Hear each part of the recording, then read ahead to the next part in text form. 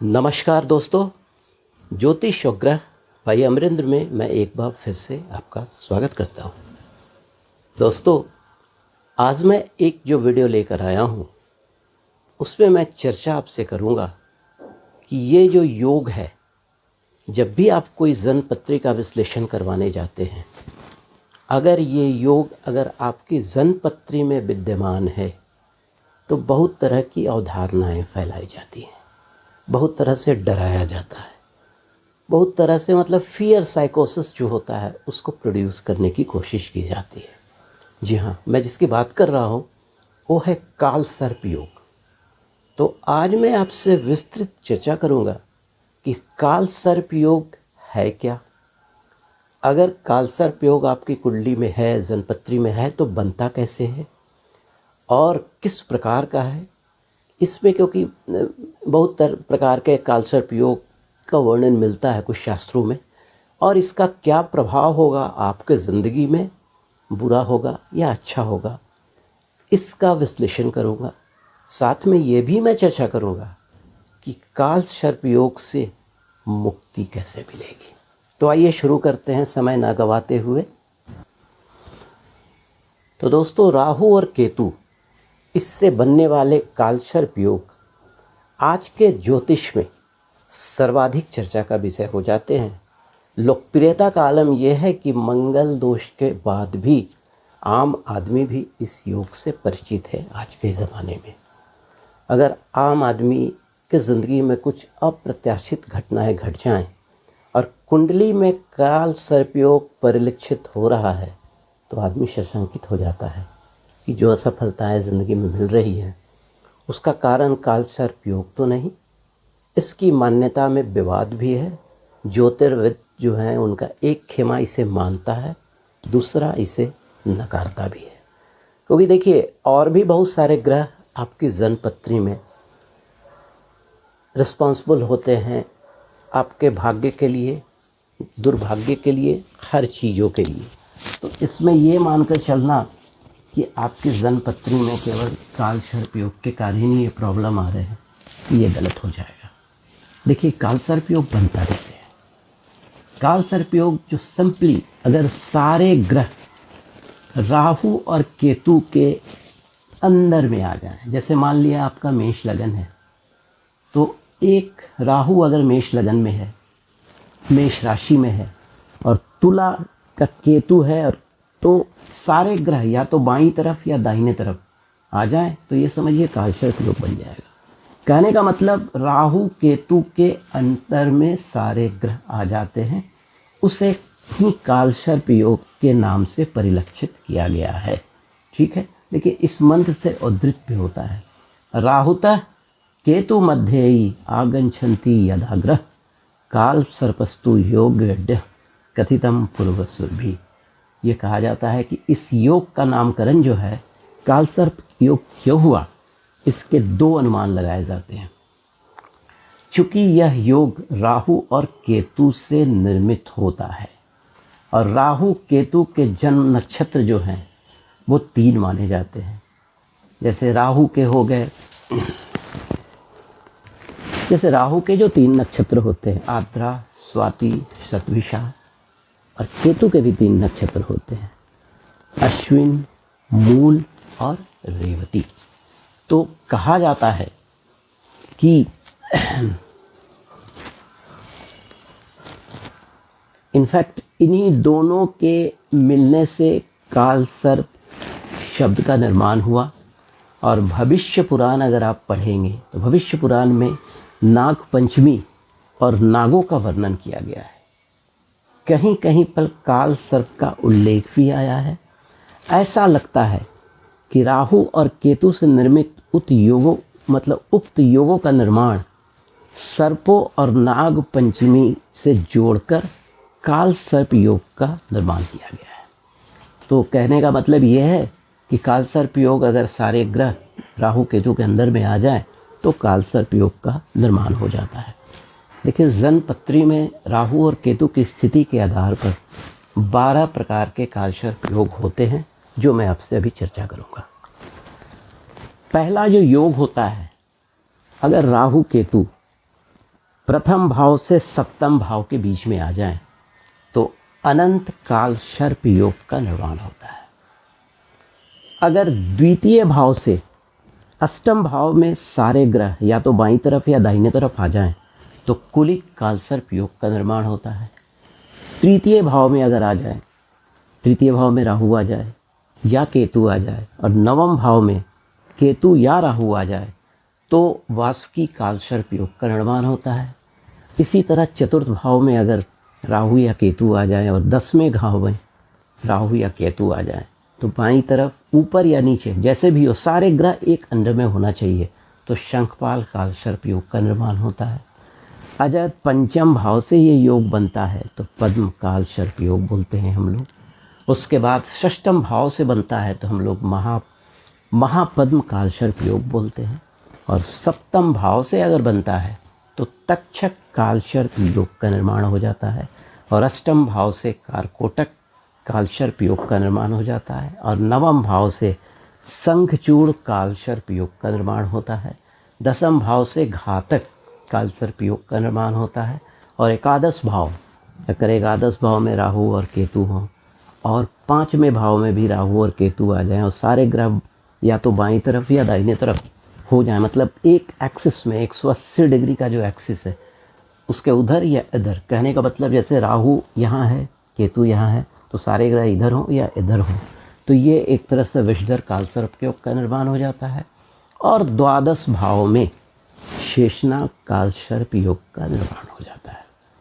देखिए, मैंने बहुत सारी जनपत्रियों का विश्लेषण किया है, बहुत सारे को केस स्टडी के रूप में भी डेवलप किया है। इट इज़ ट्रू कि काल सर्प योग होने पर थोड़ी बहुत परेशानियां, अगर कुंडली में और भी ग्रह अकारक हैं, राहु केतु भी थोड़े से दूषित हैं, वैसे तो राहु केतु वक्री भी होते हैं और थोड़ा तामसिक भी होते हैं, थोड़ी सी दिक्कतें आती हैं। लेकिन जो अष्टम घर से बनता है कारकोटक काल सर्प योग, शेषनाग काल सर्प योग और एक तक्षक काल सर्प योग, ये थोड़ी सी परेशानियां करते हैं। लेकिन जब परेशानी होती है तो उसका निराकरण भी तो है ना। देखिए, जितने भी महापुरुष, बहुत सारे ऐसे सेलिब्रिटीज़ मिलेंगे जिनकी कुंडलियों में आपको काल सर्प योग मिलेगा। सबसे बड़ा एग्जाम्पल है सचिन तेंदुलकर। बड़े बड़े बिजनेस एग्जीक्यूटिव, बड़े बड़े कॉरपोरेट घराने में, चूँकि राहु इलेक्ट्रॉनिक्स का भी कारण होता है, आईटी सेक्टर में, मैंने उनकी जनपत्री में ये काल सर्प योग देखा है। तो ऐसा नहीं कि काल सर्प योग होने से आपकी ज़िंदगी खराब हो गई या आपका भाग्य खराब हो गया। चलिए और भी डिस्कस करूँगा। I will explain and expose कि ये ग्रह अच्छा भी होता है, ये जो योग होता है अच्छा भी होता है, खराब भी होता है। चलिए थोड़ा और आगे बढ़ते हैं। जैसा कि हम जानते हैं कि राहु और केतु हमेशा रिट्रोग्रेड होते हैं, वक्री होते हैं, और ये हमेशा अपनी राशियों से पीछे चलते हैं। अगर मीन राशि में है तो वो ट्रांजिट फिर करेंगे कुंभ में, मकर में, धनु में, इस तरह से। उसी तरह केतु भी चलते हैं, ठीक है। देखिए, कहने का मतलब, कुछ विद्वानों का कहना है कि यह पल पल पर बाधा, पारिवारिक परेशानी, वैवाहिक विलंब, आर्थिक हानि, परिश्रम के अनुसार फल नहीं मिलना, दाम्पत्य जीवन में क्लेश, दुर्भाग्य।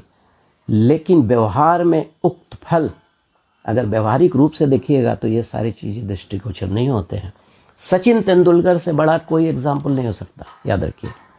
आपने देखा किस तरह से उनकी ऊंचाई थी, एक इंटरनेशनल आइकॉन थे, भारत का कितना नाम उन्होंने ऊंचा किया। अन्य योग भी कुंडली में दृष्टिगोचर हो तो उसका प्रभाव भी देखना चाहिए, ठीक है।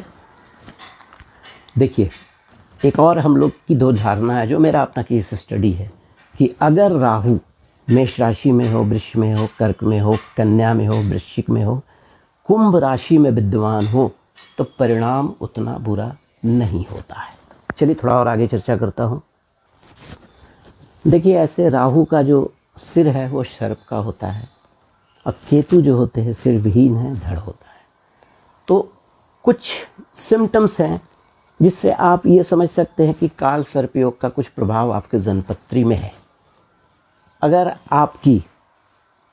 आपके सपने में हमेशा मृत लोगों की छवि आएगी तो समझिए थोड़ा सा काम बिगड़ेगा। मृत लोगों की छवि आने पर समझिए कि राहु केतु का या काल सर्प की थोड़ी बहुत परछाई है, काज बिगड़ेगा, काज अगर आपका बनते बनते बिगड़ रहा है तो भी समझिए राहु केतु का कहीं पर प्रभाव है।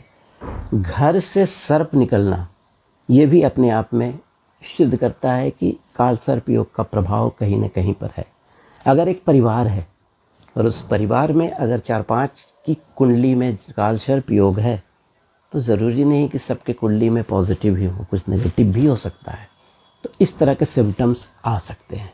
ठीक उसके अलावा अपने आप को देखिएगा कि सर्प ने काट लिया सपने में ऊंचाई से गिरना, क्योंकि राहु जो होता है ऊंचाई को इंडिकेट करता है।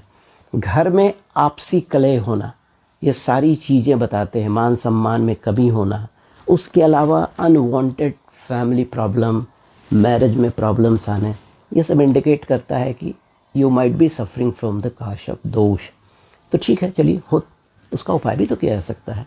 लेकिन एक चीज़ हमेशा याद रखिए कि काल सर्प दोष का जो प्रभाव होता है यूजुअली 18 से 30 वर्ष के बीच में रहता है। अगर किसी के जन्मपत्री में काल सर्प योग है और राहु की महादशा 18 के आसपास आ गई और अगर अशुभ योगों से काल सर्प योग बन रहा है या राहु पर और भी पापाक्रांत ग्रहों की दृष्टि है तो थोड़े से प्रॉब्लम्स आते हैं। तो उसमें राहु का कुछ उपाय शांति कर लेनी चाहिए। वो मैं बाद में अब इसी वीडियो में मैं लेटर ऑन डिस्कस करूँगा। लेकिन आपसे मैं एक सबसे जो हिडन पॉइंट डिस्कस करूँगा कि जब भी कोई कह दे, कोई भी आपको बोल दे कि आपके कुंडली में काल सर्प योग है, तब इस चीज़ को नोट कीजिएगा। एक बात हमेशा ध्यान रखिएगा, काल सर्प योग अगर मान लिया राहु 10 डिग्री में है, ओके, केतु भी 10 डिग्री में हो जाएगा। तो राहु और केतु जब 10 डिग्री में है, लेकिन उससे ऊपर कोई भी ग्रह, शुक्र हो, बृहस्पति हो, बुध हो, सूर्य, कोई भी ग्रह अगर 12 डिग्री में, 15 डिग्री में, 16 डिग्री में हो तो उस काल सर्प योग का जो है प्रभाव निष्क्रिय हो जाता है। बहुत ज़्यादा प्रभाव आपको नहीं दिखा पाएगा। उसके अलावा सूर्य और राहु के बीच में अगर डिग्री की मतलब 6 डिग्री का अंतर होगा तो सूर्य में इतना ओज होता है ना, इतनी गर्मी होती है कि राहु वहाँ पे बिल्कुल न्यूट्रलाइज हो जाता है। अगर आपके जन्मपत्री में चंद्रमा मजबूत है तो काल सर्प योग बिल्कुल ही काम नहीं करेगा, उतना प्रभाव नहीं दिखा पाएगा। उसके अलावा अगर काल सर्प योग बन रहा है और आपकी कुंडली में राहु या केतु के साथ चंद्रमा, सूर्य या शनि विद्यमान हो या लग्नेश ने कम मतलब युति की हो तो काल सर्प योग जो है निष्प्रभाव हो जाता है। उसके अलावा चूँकि हम लोग जानते हैं कि सूर्य और मंगल ये शनि और राहु दोनों के एंटीडोट होते हैं। तो अगर आपकी जन्मपत्री में राहु कुछ परेशानी आपको लग रहा है लेकिन आपकी कुंडली में सूर्य और मंगल मजबूत हैं तो राहु का उतना प्रभाव नहीं हो पाएगा। चलिए फिर और कुछ डिस्कस करता हूँ आपसे। ठीक है, अगर मान लिया कि आपकी जन्मपत्री में काल सर्प योग का निर्माण हो रहा है, उसका उपाय भी तो है ना। देखिए, उस उपाय में बहुत सारे लोग बताते हैं उज्जैन चले जाइए, त्र्यंबकेश्वर चले जाइए, सचिन तेंदुलकर ने यहाँ जाकर पूजा की थी, कालाहस्ती का मंदिर चले जाइए। इट इज़ ट्रू, वहाँ पे पूजा होती है। लेकिन बहुत सारे हमारे भाई बंधु ऐसे हैं जिनके पास उतना फिनांस नहीं है। तो मैं एक बहुत सरल उपाय बता रहा हूँ, अगर इन चीज़ों को आपने फॉलो कर लिया तो मुझे नहीं लगता है कि काल सर्प से आपके पास कोई परेशानी आएगी। अगर आप संस्कृत पढ़ सकते हैं तो सर्प सुक्तम का जो पाठ है उसको कोशिश कीजिए हर शनिवार को एक बार पढ़ने के लिए। नंबर 1, नाग पंचमी जिस दिन हो, ठीक है, नाग पंचमी के दिन या पंचमी तिथि को आप जो सर्प सुक्तम का पाठ है उसको 11 बार कर लीजिए। उसके अलावा आप नाग गायत्री का भी जप कर सकते हैं।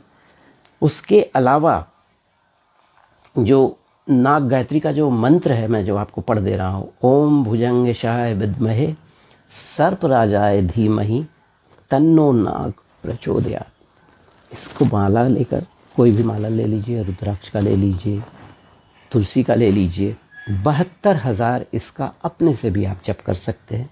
इसको करके देखिए, आपके काल सर्प दोषों का निराकरण हो जाएगा। उतना ही नहीं, काल सर्प योग के लिए कुछ और भी स्पेसिफिक चीज़ मैं आपको बताता हूँ। इनको करेंगे, भगवान शिव की आराधना कीजिए, भगवान शिव की आराधना कीजिए, रुद्राभिषेक कीजिए, शिव में सहस्त्रनाम का पाठ कीजिए। फिर उसके बाद पारद गणपति घर में स्थापित कीजिए, उनकी भी पूजा आप कर सकते हैं। महामृत्युंजय का जाप कीजिए। और आपको अगर लगता है कि आपके साथ कोई प्रॉब्लम्स हो रहे हैं कालसर्प को लेकर, तो सबसे पहले आप कोई भी ज्योतिष्य, नवांश, षोडश वर्ग, वर्तमान महादशा का भी अध्ययन कर लें और गणपति और सरस्वती की आराधना नियमित करें। ऐसा मैं क्यों बोल रहा हूँ कि राहु की जो अधिष्ठात्री देवी हैं माता सरस्वती हैं और केतु के जो अधिष्ठात्री देवी हैं वो गणपति हैं। ठीक है, अब देखिए और भी मैं छोटा सा और चीज़ शेयर कर रहा हूँ आपसे। आप क्या करेंगे, देखिए मैंने इससे नोट किया है कहीं से।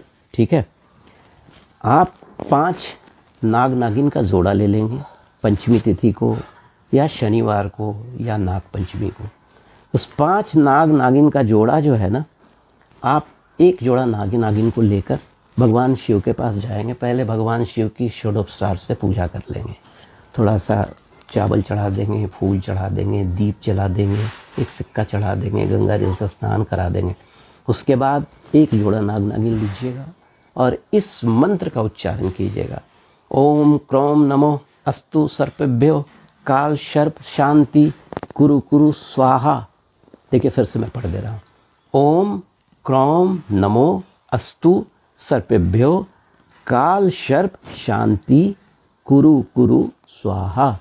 इसको करते हुए उस नाग नागिन के जोड़ा को आप भगवान शिव के ऊपर अर्पित कर देंगे। इस तरह 5 जो नाग नागिन का जोड़ा है ये मंत्र पढ़ते हुए अर्पित कर देंगे।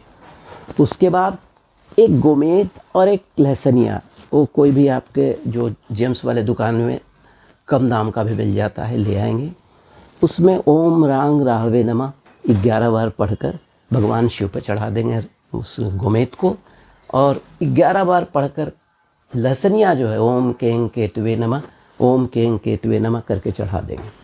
पूजा के बाद सारी सामग्री को आप लपेट लेंगे और जाकर कहीं पर भी कोई नदी तालाब में जाकर प्रवाहित कर देंगे और भगवान से ये विनती करेंगे कि भगवान मेरी जन्मपत्री में जो काल सर्प का दोष है उसकी शांति हो जाए। तो मेरा जो अपना केस स्टडी है और मेरा जो अपना जो मैंने अभी तक देखा है, मैंने जिन लोगों को ये सारी चीज़ें बताई उनको काफ़ी फ़ायदा हुआ है। तो आशा करता हूँ कि मेरा वीडियो आपको अच्छा लगा होगा, और एक गुजारिश करूँगा कि मेरा वीडियो अगर आपको अच्छा लगे तो सब्सक्राइब करेंगे, लाइक करेंगे और बेल आइकॉन भी दबा देंगे, जो कि मेरे नए जो वीडियो आएंगे वो मैं आपको प्रोड्यूस कर सकूं। तब तक के लिए नए वीडियो जब तक आता है, धन्यवाद, नमस्कार। फिर मिलते हैं ज्योतिष और ग्रह बाई अमरेंद्र में। Thank you.